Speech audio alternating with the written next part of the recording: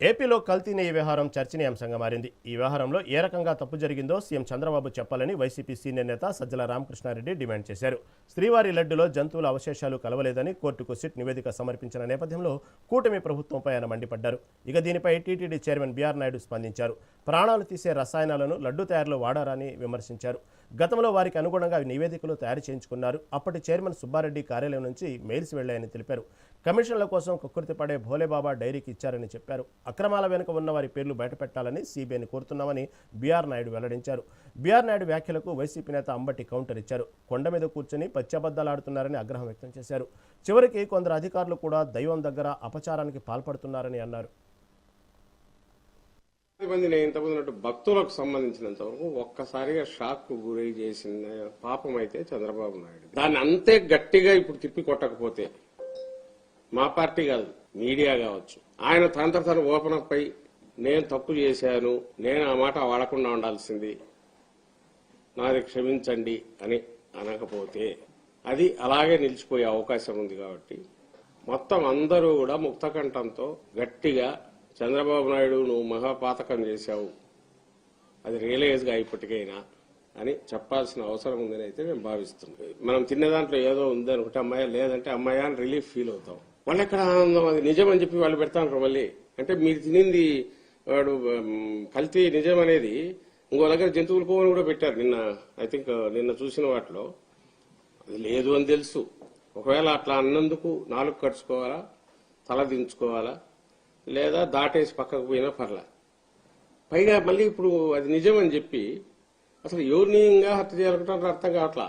జగన్మోహన్ రెడ్డి గారిను వైఎస్ఆర్సీపీని హత్య చేయాలంటే రాజకీయ ప్రయోజనం చాలా ఉన్నాయి. లేదా దీని మీద చేయాలని కూడా చేసుకోవచ్చు, వాళ్ళు ఎంతైనా చేసుకోవచ్చు. బట్ ఈ ప్రాసెస్ లో భక్తి ఉంది, దేవుడు ఉన్నాడు, భక్తులు ఉన్నారు. అది ఒకరిద్దరు కాదు, 1000, 2000 కాదు, లక్షలు కాదు, కోట్లలో ఉన్నారు. వాళ్ళు మా మనోభావాలు దెబ్బతినాయి, మా సెంటిమెంట్స్ హర్ట్ అయ్యాయి అని వాళ్ళు కూడా బాధపడుతున్నారు. ఆవేదన అని తెలిసి కూడా మళ్ళీ దాని మీదే హార్ప్ చేస్తున్నారంటే నేను అన్నదంటే తప్పుంది. ఆ రాక్షసులు అనడంలో రాక్షస తెగను ఇట్లాంటిది బాపతున్నట్టు ఇలాంటిది ఎట్లా వస్తుంది వీళ్ళకని నేను తప్పే ఉంది లేదు అని ఎక్కడా చెప్పలేదు. పూర్తిగా కల్తీది కాబట్టి ఆ అవశేషాలు అనేది మేము చేయలేదు కదా అన్నట్టు అదే వాళ్ళు విమర్శించేదానికి ఏముంది, వంద విమర్శిస్తారు. అసలు అది నెయ్యే కాదయ్యా బాబు అంటామంటే ఇంకా కల్తీ ఎక్కడ? 100కి 100% కల్తీ. అది ఈ కొవ్వు ఉందా, ఆ కొవ్వు ఉందా, ఏం కెమికల్స్ ఉన్నాయి అన్నీ కూడా వచ్చినాయి కదా. ఎక్కడా కూడా యాన్యువల్ ఫ్యాట్ లేదు అనేది రాలా ఏ రిపోర్ట్లో కూడా. వాళ్ళు తప్పుడు ప్రచారం చేస్తున్నారు ఇవన్నీ కూడా. అది చేయాలని చెప్పి డిమాండ్ చేస్తున్నాను నేను. వెళ్తామండి, కోర్టులో అఫిడవిట్ అయిపోతున్నాం. అవును, తప్పకుండా తీసుకెళ్తాం. ఆ ఛార్జ్ షీట్లో కూడా కొన్ని లోపాలు ఉన్నాయి. అవన్నీ కూడా సీనియర్ అడ్వకేట్స్ అన్నీ కూడా స్టడీ చేస్తున్నారు. మనం కూడా కొంతమంది సైంటిస్టులతో సంప్రదింపులు జరుపుతున్నాం. వాళ్ళందరూ కూడా ఆశ్చర్యం వ్యక్తం చేశారు. కొన్ని రిపోర్ట్లు చూసి సరిగా జరిపించలేదు అనేటువంటి అనుమానాలు చాలామందికి మనసులో ఉంది. దాన్ని త్వరలోనే బయట పెడతాం. అది కూడా దేశం ఉలిక్కి పడింది. హిందూ మతస్థులందరూ కూడా ఉలిక్కి పడ్డారు. పంది మాంసం ఏంటి, పంది కొవ్వేంటి, పశువుల కొవ్వేంటి, శ్రీ శ్రీ శ్రీ శ్రీ వెంకటేశ్వర స్వామి ప్రసాదంలో ఇవి కలిశాయని ఒక ముఖ్యమంత్రి సాక్షాత్తు చెబుతున్నాడే, ఏమిటి ఇది అని ఉలిక్కి పడ్డారు.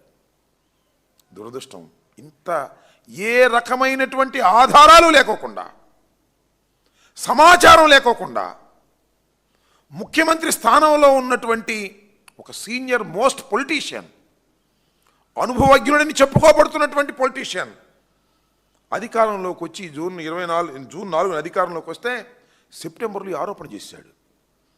జగన్మోహన్ రెడ్డి గారి మీద, వైఎస్ఆర్ కాంగ్రెస్ పార్టీ మీద బురద జలేయాలనేటువంటి ఉద్దేశంతో చేశాడు.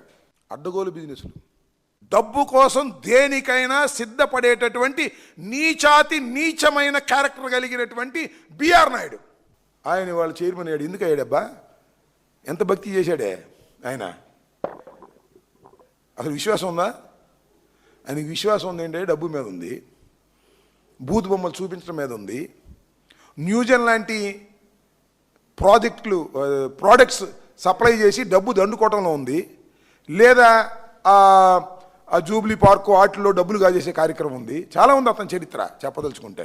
ఇవాళ తిరుపతి కొండ మీదకి వెళ్ళి ప్రమాణ స్వీకారం చేయగానే పవిత్రుడు కాడు, అపవిత్రుడు. అందువల్లే కొండ మీద అన్ని జరుగుతున్నాయి.